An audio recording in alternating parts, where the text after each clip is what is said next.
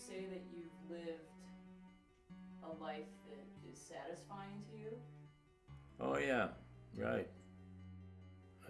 Very much so. I've experienced a lot in life, and most of it was good. Life has been pretty good to me. I have no regrets.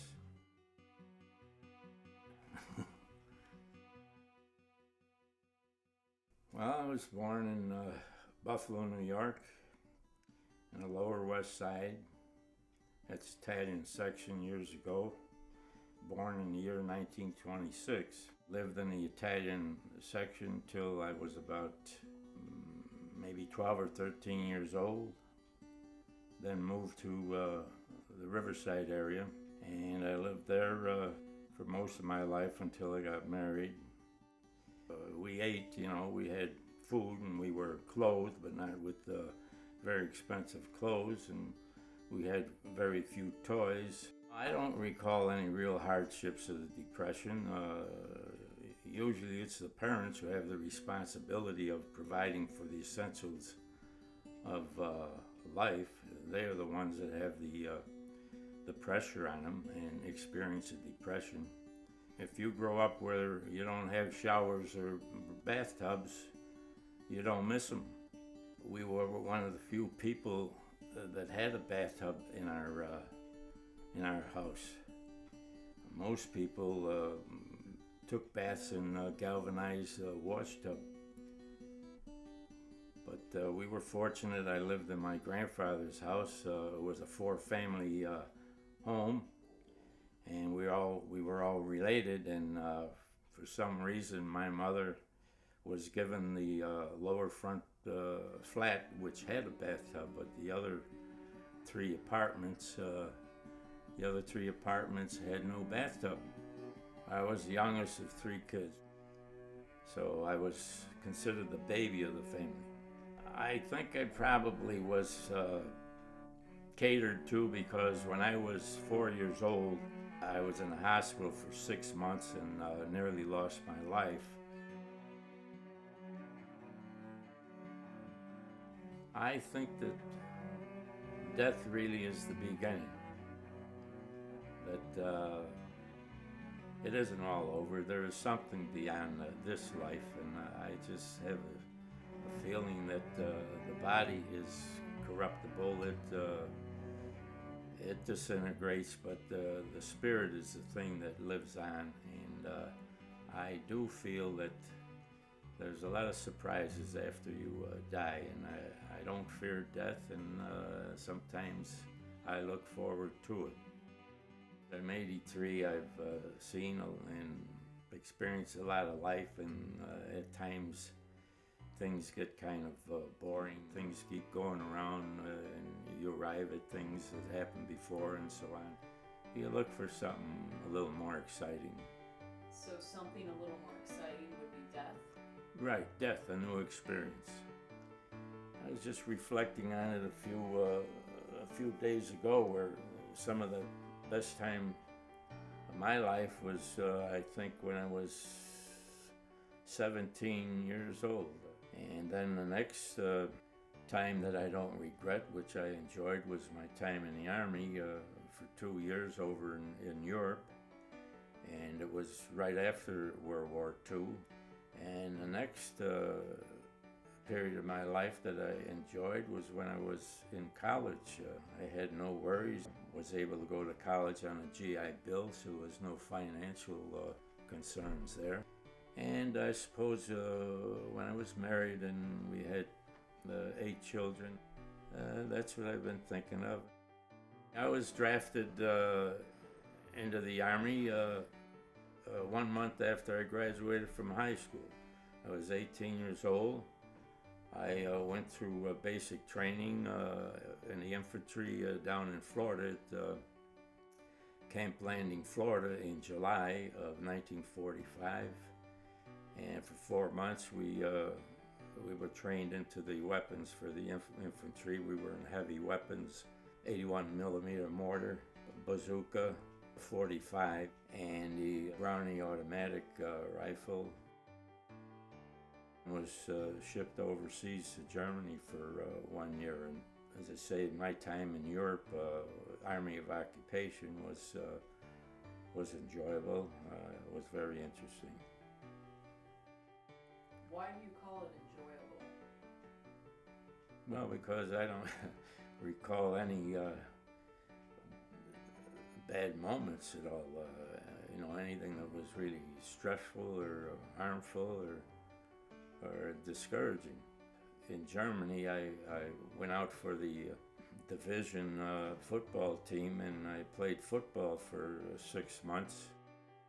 Of course, maybe that's one reason why it was enjoyable. My only duty was to play football for 6 months, and we played in 1946 in Rotterdam, Holland, and won the Armed Forces football championship. My time with the football team in the Army was, to me, like a vacation. There was no real military duty at all.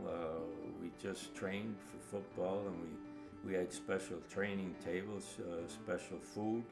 We lived in special accommodations in whatever hotels were not destroyed in Germany. And and we traveled all around Germany, playing different armed forces teams in different German cities. So to me, it was like a vacation. It was a good part of my life, football. I played football in high school, captained the team in my senior year. I played football down at Lebanon College in Pennsylvania, and we're at a winning team. And then I was out for the University of Notre Dame's team in 1949. And they were national champions. They finished the season with a record of 38 games undefeated. Then I was teaching school, and I naturally played football. I was interested in football, so I wanted to be a football coach in the high schools. And I coached the Riverside High School team to their first city championship in 26 years. That was the second year after I took over the team, and then that was 1957, and then in 1958 we also played for the city championship, and we lost to a good Bennett team, score 6-0. Then I coached at Cardinal O'Hara High School, and we won 2 division championships there at Cardinal O'Hara High School. And even today I follow the game very closely, the pro game, college football, high school football, and I'm constantly drawing diagrams of offenses and defenses, so it's a good part of me. What do you like so much about football? Well, I like the game because it's like chess. There are so many different combinations on offense that you can work out. For every offensive system, there's a defense that will stop it, and for every defensive system, there is a weak spot for the offense to exploit. Almost every day I'll play the accordion, and I enjoy the instrument itself, and I enjoy all the various tunes that I have available to me. I can always play songs that I remember from the 30s and the 40s.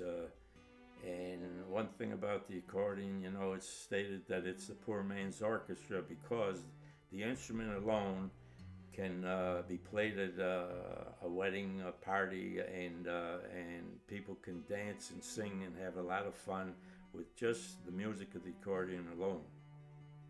There used to be men would come around to the houses with a guitar. The man came to my house, supposedly tested me for an ear for music. In those days, they had a lot of cheap Western movies, and there was always some cowboy playing the guitar, so I wanted to play the guitar. When I went for the lessons, they started me out playing the Hawaiian guitar, which was a steel guitar, and I didn't want any part of that. and there happened to be a woman there that was giving accordion lessons, so I says, I'll play the accordion. So that's how I started playing the accordion. There's a photograph of you when you were a kid with a group of other kids. I believe you are the only person wearing black shoes in the photo, correct? Right. Yeah, I had the black shoes on because we didn't have very much money in the family, and I guess everyone else had white shoes on, and just couldn't afford a pair of white shoes, so I wore the black shoes. Well, at Peacebridge, it was U.S. Customs. I was U.S. Customs inspector, and I worked there for 14 years, retired from U.S. Customs. And I never really liked the job. One reason was it was shift work. You had 3 shifts that they rotated into.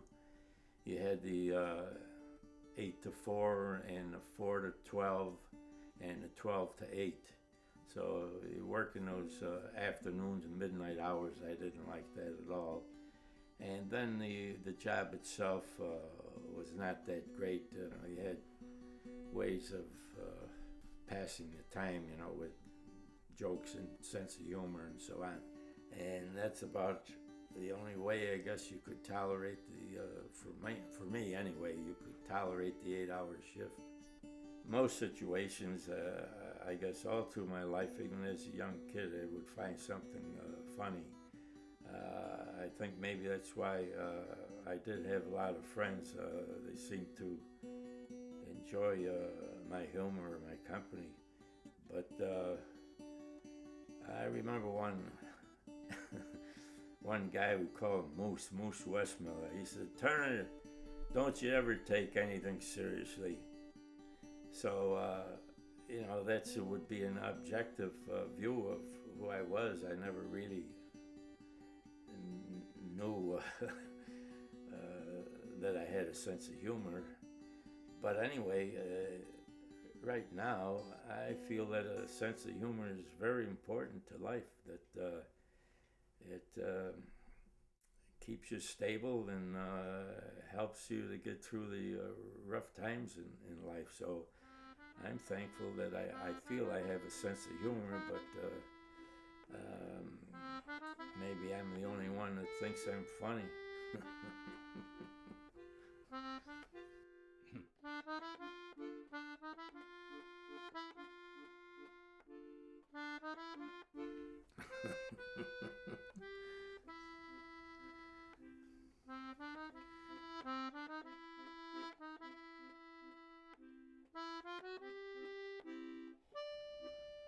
More questions?